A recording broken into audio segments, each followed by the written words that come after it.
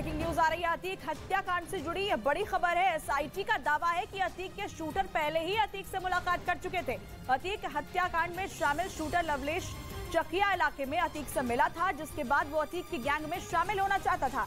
इसके साथ ही लवलेश अतीक की दहशत देखकर हैरान हो गया था। ये बड़ी खबर आपको बता दें,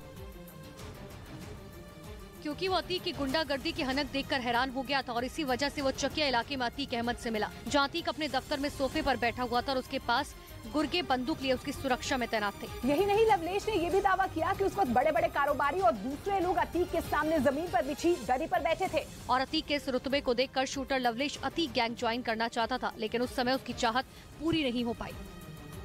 उधर अतीक अहमद की मौत के बाद भी उसके करीबियों की मुश्किलें कम होने का नाम नहीं ले रही। अब ईडी ने उसके 6 लोगों को नोटिस जारी कर पूछताछ के लिए बुलाया, जिसमें चायल के पूर्व विधायक आसिफ जावरी और उनका एक रिश्तेदार भी शामिल है।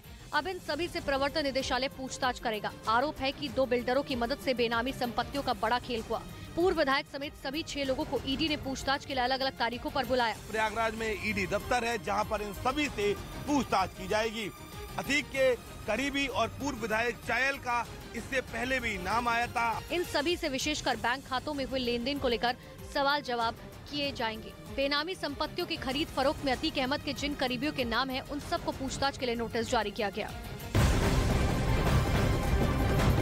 और अतीक हत्याकांड से जुड़ी इस वक्त की बहुत बड़ी खबर सामने आ रही है। शूटर सनी ने पुलिस को बता दिया है कि उसने तुर्की की ज़िगाना मेड पिस्तौल कहां से मिली और उसने कबूल किया है कि उसे दिल्ली के गोगी गैंग ने ज़िगाना पिस्तौल दी थी और उसे दिल्ली एनसीआर में कोर्ट में किसी गैंगस्टर को मारने का टास्क भी दिया गया था। तो ये बड़ी खबर हम आपको बता दें, लगातार पूछताछ चल रही है आरोपियों से और इस बीच शूटर सनी ने ये बड़ा खुलासा किया है। उसने पुलिस को ये जानकारी दे दी है कि तुर्की मेड ज़िगाना मेड पिस्तौल आखिर उसके पास आई कहां से। उसने बताया है कि उसे दिल्ली के गोगी गैंग की तरफ से ये पिस्तौल दी गई थी और साथ ही दिल्ली एनसीआर में कोर्ट में किसी गैंगस्टर को मारने का टास्क भी उसे सौंपा गया था। वहीं मध्य प्रदेश के मंडला में एक दुकान से 2 शातिर चोरों ने 40,000 रुपए की चोरी की। पूरी वारदात वहां लगे सीसीटीवी में रिकॉर्ड हो गई। वीडियो में दुकान के काउंटर के पास दुकानदार और सामने एक व्यापारी नजर आ रहे हैं, जो दुकानदार के साथ पैसों का लेन देन करते दिखे।